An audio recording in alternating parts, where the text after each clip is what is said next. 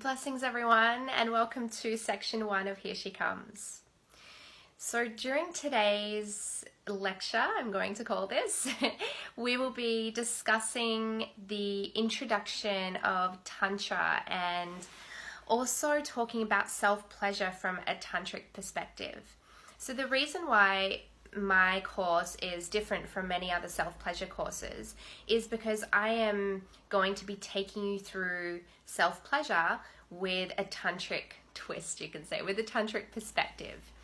And what makes this different is that when it comes to sexuality in regards to Tantra, we are using our sexual energy to create heightened or altered states of consciousness in our being, in our body, in our mind, body, spirit, energetic bodies. And we do this through the use and cultivation of our sexual energy, which is why, in my opinion, self-pleasure and creating a lot of sensitivity and a lot of sexual energy awakening in our yoni, in the lower regions of our body, where this energy is coming from, is super important in regards to a tantric spiritual awakening, because this is where it really comes from. It's using this sexual energy to cultivate the altered states of being in your body so that you can then live out your potential. You can live on purpose and have this energy inside of you that you have access to all the time, working for you. So what is Tantra? So those of you who are new to the tantric path, Tantra is a little bit about sexuality and a lot of other stuff. So Tantra is essentially an umbrella word that creates this beautiful wisdom and teaching of Tantra.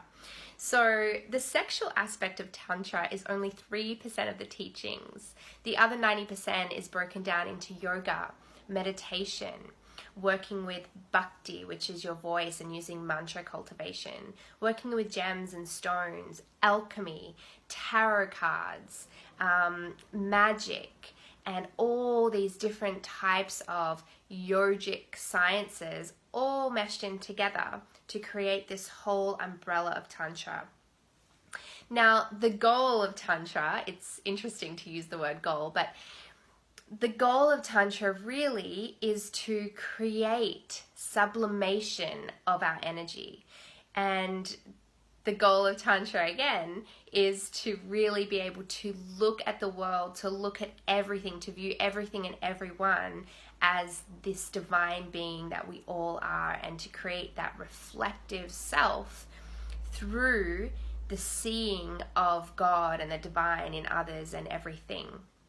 So I'm going to break this down for you a little bit, because when I first started diving into Tantra, it was such a journey. And I remember asking so many people, so many mentors and Tantra teachers, what is Tantra? What is Tantra? And nobody could answer me. The answer that I was getting from everybody was the same. It's like, well, Tantra is something that you need to experience. It's not really something that can be explained in words.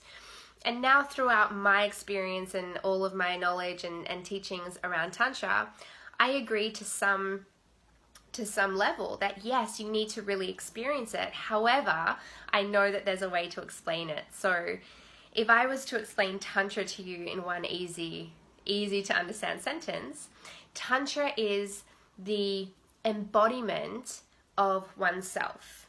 So embodying this human avatar that is you, and creating as much connection with you, with yourself, with everybody, everything in this life, every relationship that you have, and less separation.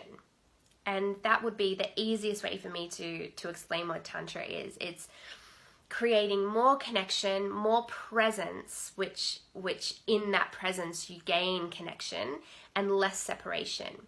And in my opinion, the separation really comes when we are not coming from a heart-based, heart-open, centered self, and instead we are operating from the ego. So a question that I like to ask myself often is, when I can catch myself, okay, Charlena, are you seeing from the lens of the ego right now, or are you seeing from the lens of your heart? And this always brings me back, and I'm like, okay, so if I could drop the ego in this moment and be as present and connected as possible in this moment, whether it's listening to somebody, feeling something, experiencing nature, literally feeling the activation of my senses, then that is living Tantra. Now, where the sexual aspect of Tantra comes in is we as human beings have this amazing potent energy that's available to us all the time, and it's our sexual energy.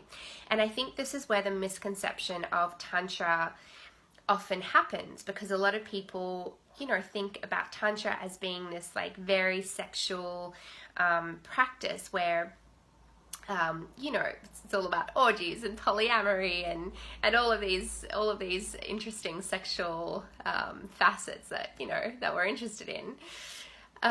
However, working with sexual energy is very different from engaging in erotic sexuality, if that makes sense. So